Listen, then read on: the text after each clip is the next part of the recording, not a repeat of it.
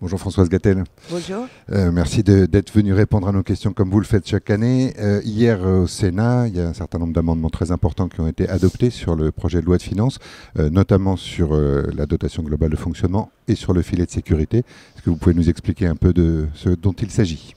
Absolument. On sait qu'on a une situation tout à fait exceptionnelle à deux titres. C'est l'inflation et c'est la hausse du coût de l'énergie qui a un impact de 11 milliards pour les collectivités. Si on n'a pas de capacité d'autofinancement ou on craint l'avenir, on va avoir un budget d'investissement quasi nul et donc l'économie va à nouveau s'enrayer. Donc il faut que l'État comprenne que quand on demande une indexation de la DGF sur l'inflation, on ne demande pas la charité. On n'est pas irresponsable puisqu'on avait voté une contribution de solidarité exceptionnelle, ce qu'on appelait les super profits. Et donc on a une économie générale de nos propositions, augmentation particulière de la DGF, mais assurée par une contribution de solidarité. D'autre part, ça veut dire que si le gouvernement nous suivait, on n'aurait pas à inventer ce qui nous a pris des heures hier, le filet de sécurité.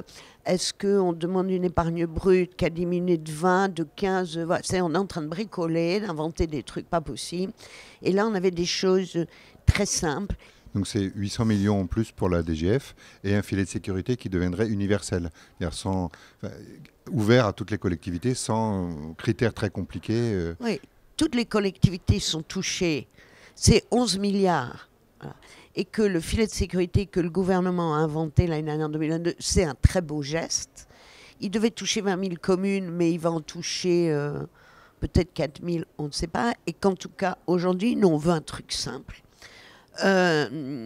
auquel chaque commune est éligible, et qu'on a parlé hier d'une sorte de sécurité absolue pour quelques communes qui vont vraiment être on va dire en rupture de paiement et en très grosse difficulté. Donc c'est efficacité, simplicité.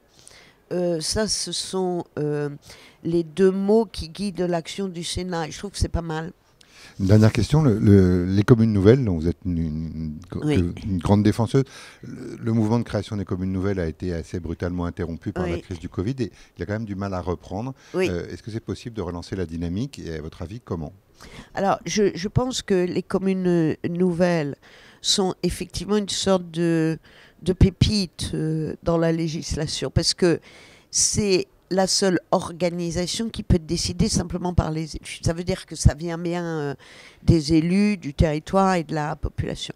Je pense que c'est une invention, d'abord c'est une invention de l'Association des maires de France, elle est intéressante parce que en 2020, il y a 110 communes qui n'ont pas eu de candidat aux élections et en 2014, c'était 80. Et on voit aujourd'hui que des maires démissionnent parce que c'est compliqué, que si on veut garder notamment une ruralité vivante, il faut se muscler un peu.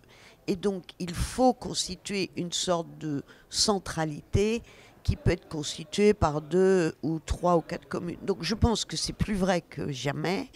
Toutefois, on a eu, c'est vrai, avant 2019, un mouvement qui était assez fort, alors, à la fois parce que sous le gouvernement de Hollande, comme on nous avait baissé sévèrement nos dotations, vous cherchez des solutions pour compenser. Et puis là, il y a eu des équipes nouvelles en 2020, il y a la crise Covid. Et là, il y a la crise de l'énergie. Donc les élus, ils sont occupés comme vous êtes occupés dans un service d'urgence, quoi. C'est-à-dire que vous n'avez pas le temps de vous projeter, de travailler à l'avenir. Et puis, enfin, on a un sujet. C'est-à-dire qu'aujourd'hui, des communes qui ont un projet de commune nouvelle ont une sécurité de dotation, donc elles conservent leur dotation pendant un temps, mais après, elles ont parfois une certaine chute qui est conséquente. Et c'est quand même pas normal que des communes qui font un effort pour prévoir l'avenir, pour s'organiser, pour bouger et évoluer, se trouvent pénalisées. Et donc nous, on demande à ce qu'il y ait une préservation de leur dotation pendant un certain temps, ce qui ne prend de l'argent à personne et ce qui ne coûte rien à l'État. Mais on ne peut pas demander aux gens d'être innovants, de porter des projets ambitieux pour améliorer le service à leurs concitoyens et voir que ces personnes perdent de l'argent. Ça ne va jamais marcher.